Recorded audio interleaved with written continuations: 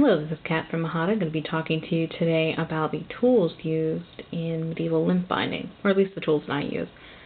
Here is an example of a finished limp binding project. It's relatively small. I'll talk about that process in the next video, but today, just the tools. First, we're going to start with this drawing pad here. It's a nice 20-pound drawing pad paper. I would suggest 20, 30, or 50-pound paper. Those all make for good, sturdy, all-purpose papers. You can see on the left there is a completed signature. Signature is your sections of folded paper. Next to it are a spine reinforcement template, spine marking template as well. And I make those by just saving the fronts and backs of those drawing pads. I like to not have to waste the materials if I have them on hand.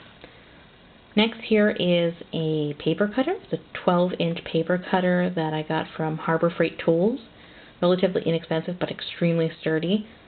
I really suggest using this for cutting your paper. A lot of people like to tear their paper, but if I were to tear paper, I would just destroy more of it than I would actually use.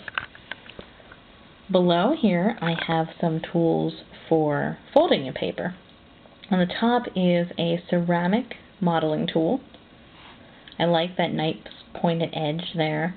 Helps me feel like I'm getting a nice crisp fold of my signatures. And below is the traditional bone folder. I got this from Articus Studios in Ohio. They have some great bookbinding supplies, relatively cheap as well, decent prices for shipping, and they also have some kits if you're looking to get started in bookbinding and just need a bunch of supplies at once.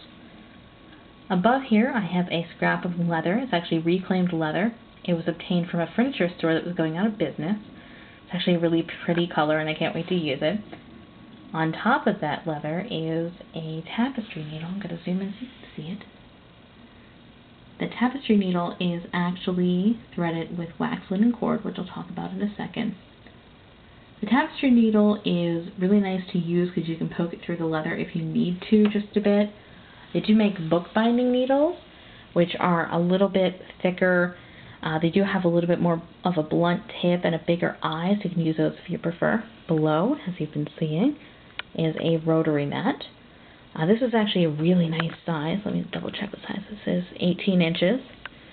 And it's great for laying out your leather scraps. You know you're getting that nice edge you want. I use a regular rotary tool for cutting the leather. It's nice and sharp. And again, saves my fingers from injury. And I use this metal ruler here to make sure I'm getting a nice straight line in that leather edge. Protects my fingers and it lets me actually line up all these wonderful guidelines on the rotary mat. Back here I have some rubber cement. I use that rubber cement for attaching spine reinforcements to the book. That rubber cement does hold it on for a while, but really what attaches it to the book itself is the wax linen cord, which is right up here. That wax linen cord you can find basically at any craft store. It's in the jewelry section. I prefer using that because I know that the wax is evenly distributed. I don't have to keep pulling my wax. I don't have to keep pulling my thread through my beeswax.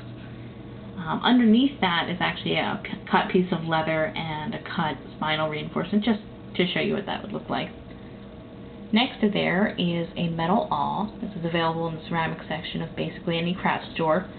You can use a leather awl as well. I prefer the metal awl because it has a nice sharp point and it's a little bit thinner, and I think that's more appropriate for the smaller books I tend to make. I have it sheathed in just a scrap of leather there to keep it from poking me. Next to that, I just have a mechanical pencil. It's good for marking my signatures and marking on the leather where that spine reinforcement should go. And the last piece of supplies I have down here is actually just a piece of wood. It's about a 1/4 inch thick, soft wood, and it has tons of holes in it. I prefer using this rather than poking into my table, and it allows me to know with a gentle crunch that I've got all the way through my leather whenever I'm using the awl to put holes through it. So I hope that this kind of survey of tools has been helpful for you, and in my next video I will talk about the process that I use for creating my medieval limp bound books. Thank you.